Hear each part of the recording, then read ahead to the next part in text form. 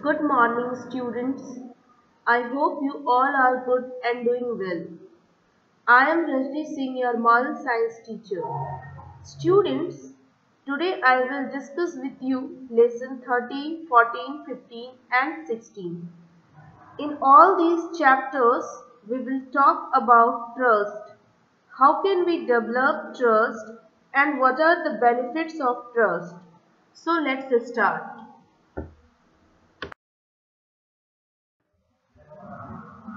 Before starting our chapter, let's read about what are the objectives of this chapter. First objective is to practice trusting yourself and others. To discover how faith develops from struggles and challenges. To trust that life will bring me what I need to grow. And the fourth objective is to appreciate that with trust and faith, love conquers all.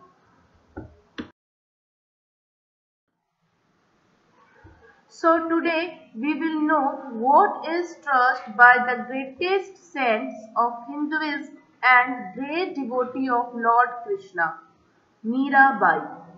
The story I am presenting today is based on legends about this great saint.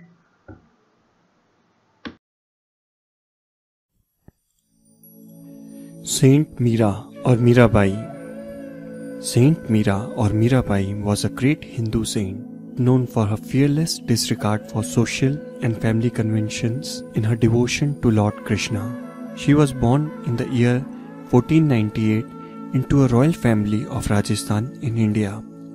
She was born during the Bhakti movement around the 16th century in India. She was a great devotee of Lord Krishna and wrote hundreds of beautiful devotional poems and sang many kirtans in praise of the Lord. Mira's father and mother died when Mira was around 7 years of age. She was brought up by her grandfather, who was a devout man. From him, Mira received lessons in religion, politics and governance. She was also well educated in music and art. In her devotion to Lord, Mira began to serve the ideal of Lord Krishna as she would serve her husband. Time flew past and Mira's devotion to her Lord grew to such an extent that she began to see herself as married to him. As Mira began to grow up, her guardians began to look for a groom for Mira. In 1516, she was married off to the crown prince of Mewar. Mira's husband was initially confused, and in the beginning, he tried to pull Mira back into the worldly life.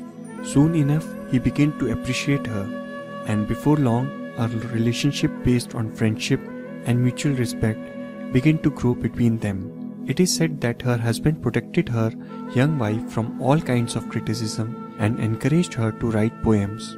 He also built the temple of Lord Krishna within the fort complex so that Mira could serve her Lord at will.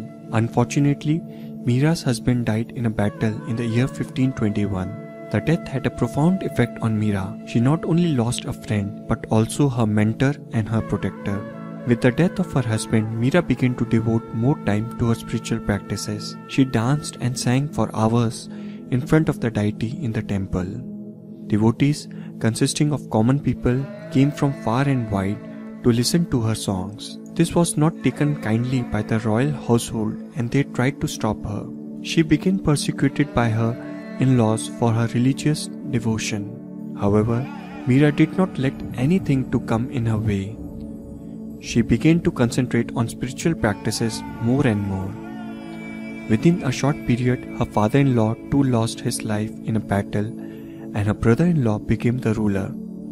He highly disapproved of such public show of devotion and at point of time tried to lock her up inside her quarters. It is also said that on 2 occasions he even tried to kill her by administering poison. But each time she was miraculously saved. Ultimately, she was sent into exile. Mira first went back to her parental home. However, her relatives too disapproved of her conduct. So Mira decided to leave Rajasthan and go to Vrindavan, where her Lord Krishna had spent her boyhood days. Once in Vrindavan, Mira was free to serve her Lord without restraint. There she led the life of hermit, writing poems, having discourses with other sages, and interacting at will with the devotees. She also undertook pilgrimages, visiting places associated with Lord Krishna. Her popularity began to increase day by day, and everywhere she went, devotees gathered around her in the hope of listening to her words and to hear her sing. She passed her last days at Dwarka, where Lord Krishna and his clan were said to have lived after leaving their original home at Mathura. Here, in 1547, Mirabai left her mortal body to unite with the Lord. It is not exactly known how Mirabai died. According to legends, she merged into the ideal of Lord Krishna and became one with him. One of Mirabai's ecstatic songs, as translated by one of India's great saint Paramhans Yoganand, "If by bathing daily God could be realized, sooner would I be a whale in the deep. If by eating roots and fruits he could be known, gladly would I choose the form of a goat. If the counting of rosaries uncovered him, I would say my prayers on mammoth beads. If bowing before stone images unveiled him, a flinty mountain I would humbly worship. If by drinking milk the Lord could be imbibed, many calves and children would know him.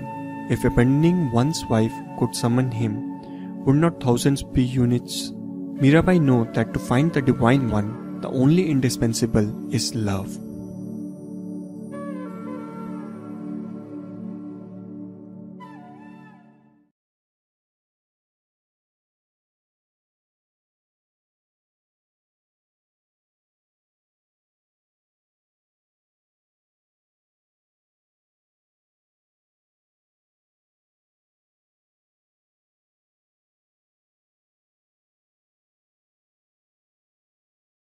Similarly, if we want to live in a harmonious environment, we should also develop trust on our classmates, teachers, friends, relatives, parents, and society.